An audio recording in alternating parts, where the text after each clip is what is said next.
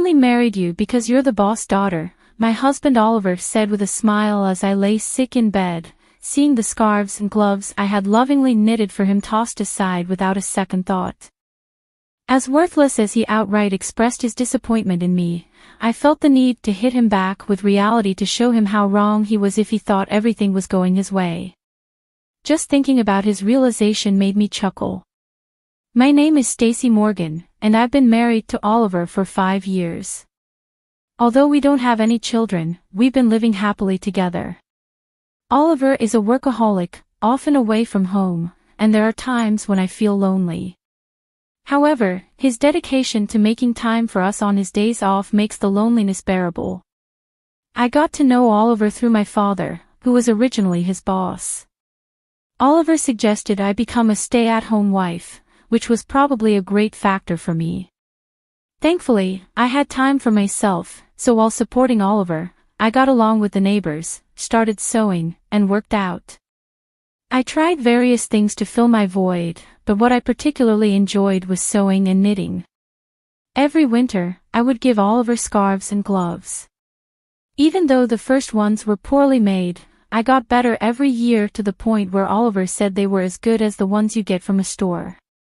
Hearing my husband's kind words, I became more fond of sewing. Someday, when we have a child, I want to sew together. When I told Oliver this, he said, maybe I'll join in and learn when the time comes, and gave me a smile. Of course, I never cut corners in supporting my husband, doing housework, and prioritizing spending time together on his days off. Thanks to his high salary, I must have seemed to lead quite a privileged life from an outsider's perspective. I had no complaints about such a life, vaguely thinking that I would continue to live quietly with my kind husband and our future child. However, the first hint of a shadow over this peaceful life appeared about 2 years ago. I was waiting for Oliver to come home as usual when I suddenly felt dizzy and collapsed. My husband, who had just returned from work, took me to the hospital. When I woke up, I found myself in a hospital bed. According to the conversation between Oliver and the doctor, my symptoms weren't mild and seemed to be something I would have to deal with for life.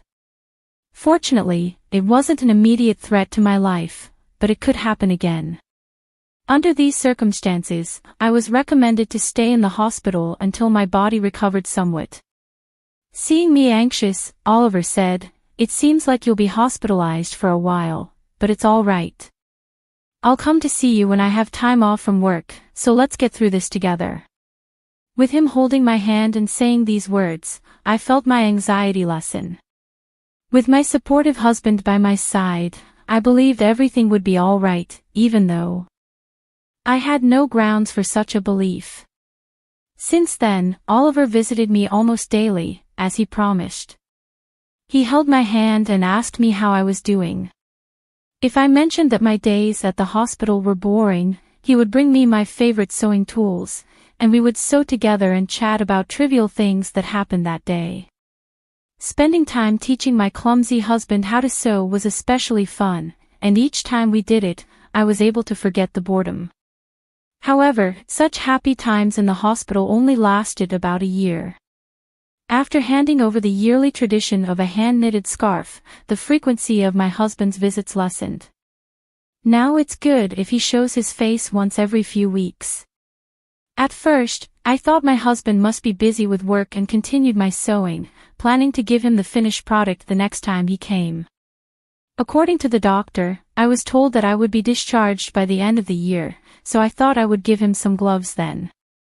I put all my feelings into making the gloves to make up for the time we had been apart. However, when my husband finally came to visit me after a long while, he looked at the gloves I handed him coldly and said, "Are you still making these? It's frankly a nuisance."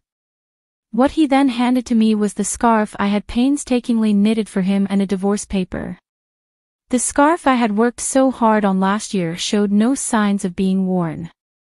It was just as pristine as when I had given it to him. "Has it been 2 years since you've been hospitalized? I heard you'd be discharged soon, but I can't keep taking care of you," he said. "We should get a divorce." I turned my gaze to the divorce papers upon hearing these words. Oliver had already signed the papers.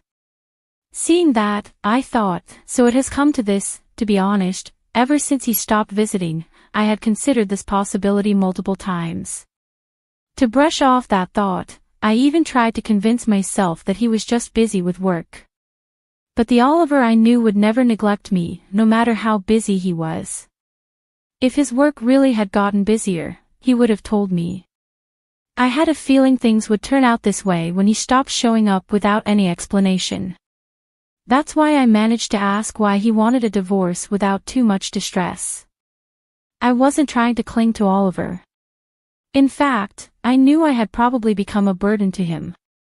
If the kind Oliver I knew said he wanted a divorce, then I guess I had no choice. But it was Oliver who told me we'd get over this together, so I was somewhat curious as to why he had changed his mind. In response to my somewhat dazed question, Oliver said, "Isn't it obvious? Ever since I married you, all I've had are troubles. I'm sick and tired of the scarves and gloves you give me every year. I only married you because you're the boss's daughter. How can I be expected to deal with you getting sick on top of everything else?" He laughed at me in a way that seemed to be making fun of me. He told me that he was tired of dealing with me, who had been innocently enjoying our life together. Every time I talked about happiness, love, or loneliness, it seems he thought I was a fool for it.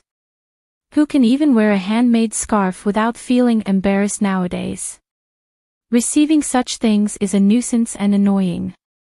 When I looked at Oliver's neck as he was talking, I saw a high-end scarf that I didn't remember giving him. Certainly, when compared to the scarf I made, it was of superior quality, and there was no need to compare which was better. I wondered if he had never used any of the items I'd given him till now. He must have been irritated by them all along, and I just wasn't aware. After I was hospitalized, my father retired soon after and was no longer at the company.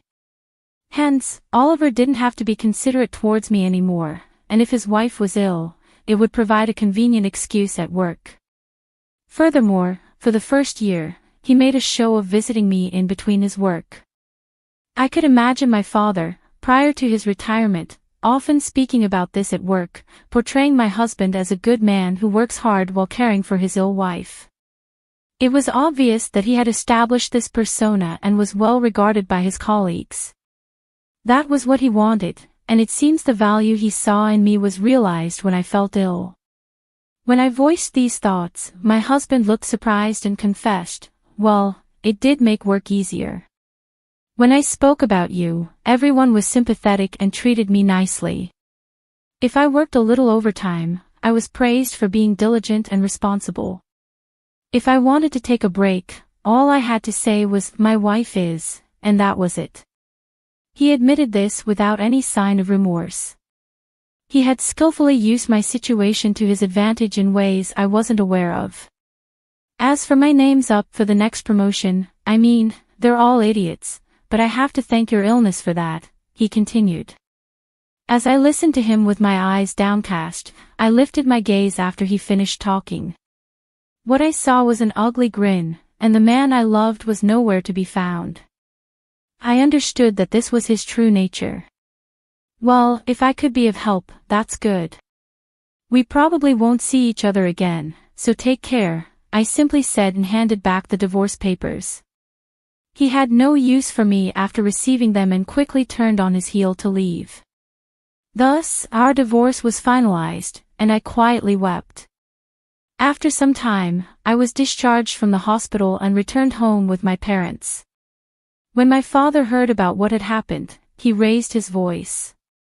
"I never thought he would be that kind of guy," he said. But to me, it didn't matter anymore. I calmed my father down and told him that I wanted to move back to my parents' home. Once I finished tidying up the house, my parents were understanding and told me to do what made me happy for now. I decided to live with my parents. Before that, though, I decided to visit the house where I had lived with my husband. However, a problem arose: the front door lock wasn't working. Confused, my parents and I looked at each other and decided to ring the doorbell, only to be greeted by a stranger. In my bewilderment, I asked him about the situation, and he said he had bought the house a little while ago. It seemed he had been living there for a few months already and appeared to be happily living with his wife and child. My parents' anger only grew with this revelation, but I chose not to disturb the new family. I bowed my head and quietly left. However, I couldn't just let things be, so I immediately contacted my husband. He casually responded on the phone, yeah, I sold it while you were in the hospital. And keeping the sales money is compensation. It was my house to begin with, so you have no complaint, right? I couldn't help but let out a sigh at his nonchalant words. I wish he could have told me sooner. From what I gathered from the new owner, the house had been sold quite a while ago. My husband probably put it up for sale about a year ago, around the time he stopped showing. Not even if he intended to divorce me at that point, selling the house without any discussion was just outrageous. Our divorce had already been finalized with the submission of our signed divorce papers. However, since I was in the hospital, we had agreed to discuss compensation and asset division after my discharge. We had planned a meeting for next week, but my husband had taken action on his own, which was just unbelievable. What was even more troubling was that my husband didn't seem to think he had done anything wrong. That's why I told him calmly over the phone, "You really don't know anything, do you?" "Huh? What do you mean?" he asked, sounding puzzled. To which I responded, "I'll explain in detail next week," and then I hung up. I smiled at my worried parents and told my father I had a favor to ask. I shared my thoughts with him and asked him to prepare for what was to come. "I see. I've got it all prepared, the necessary documents.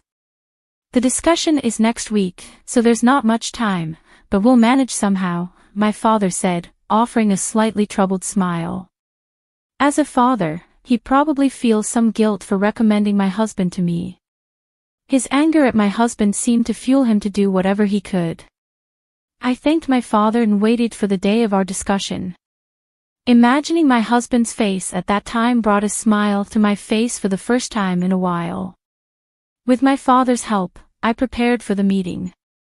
The place we chose for our discussion was at my family's home. My parents and I sat in a line, with my husband sitting alone across from us. Surely, he knew that my parents were injured by the divorce, but he didn't seem to care anymore. He probably thought there was no longer a need to be mindful of my parents. His composure was unshaken, even a hint of a smile was visible on his face.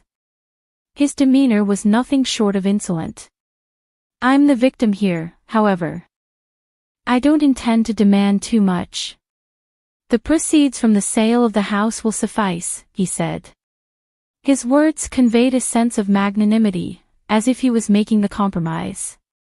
Seeing his attitude, my father's face turned crimson, but I gently placed my hand on his, trying to calm him down.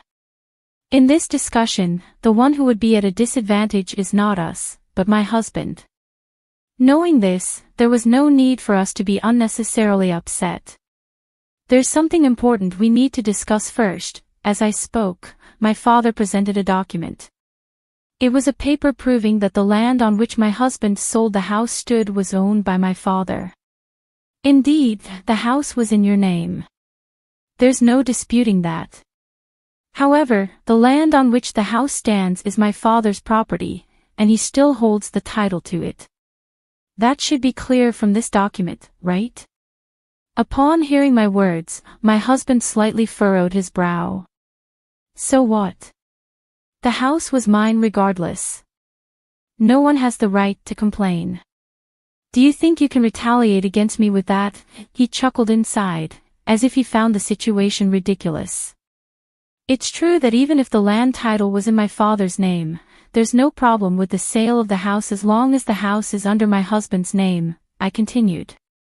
My husband must have looked into this matter before selling the house, and indeed, there were no legal issues with his actions. However, this is only from a legal perspective. For the family that bought the house, this would create a significant issue. You sold the house, didn't you? But considering we have the rights to the land, my father can demand rent from the family living there. Won't that cause some trouble? I asked. The situation is different from what they were told.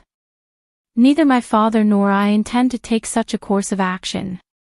However, that does not mean we are willing to relinquish the rights to our land for nothing. In that case, the action we would take is to sell the land to the family. We wouldn't go so far as to ask them to leave, nor do we plan on charging monthly rent. But naturally, it would be problematic for us if they did not purchase the land. Originally, that land was something my father had gifted us to live on, not to be freely given away to strangers.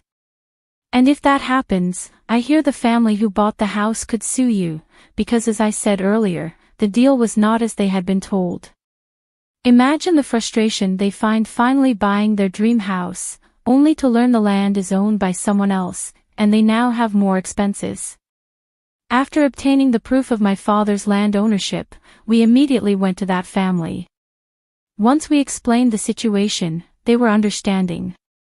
They reasoned that if there's any trouble, it's the seller's responsibility. Therefore, if the negotiations here don't go well, they would end up suing my husband. Seeing my husband's face turn pale, I could tell he understood my point. He seemed to realize that no matter what, he would incur a significant amount of money due to his mistake. In a trembling voice, he asked, "What should I do then?" To this, I smiled and responded, "The family could purchase the land from us and consolidate the ownership. Then, you make up for that amount. This would settle everything smoothly." In this scenario, the family won't have to unnecessarily sue my husband. If the family becomes the owners of both the house and land, all the current issues will be resolved. Of course, they weren't informed about the land price when they bought the house, so they will likely charge my husband for it. But that's not their family's problem. The issue would be that because the land is in a prime location, the cost of the land could be higher than the sale price of the house. Even if my husband gives up all his assets, it won't be enough. In the end, he won't have a penny left to his name. Or, you could buy back the house, then pay for the land.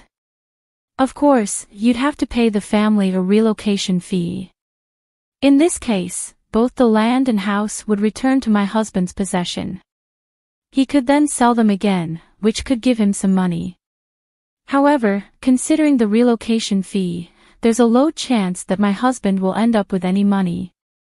Whichever option he chooses, my husband will be at a loss.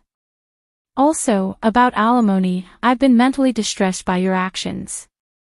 I plan to claim compensation for that, so keep that in mind. All this time, my husband Oliver used me as a pawn in his pursuit of promotion at work. Now that I know this, I am repulsed by everything Oliver did for me in the past, and I plan to file for damages due to emotional distress because of it. Though evidence is scarce, and it's not very likely that I will win, just discussing this matter is significant given Oliver's current circumstances.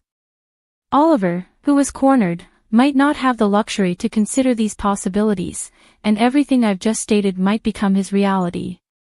To further quash Oliver, my father continues, "Even though I'm retired and no longer part of the company, I have many acquaintances.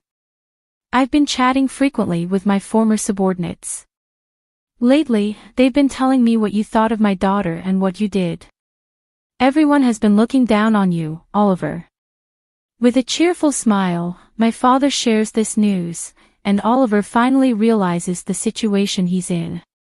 The status he had built in the company using me and the money he gained by selling the house without my consent, neither of these are in his hands anymore.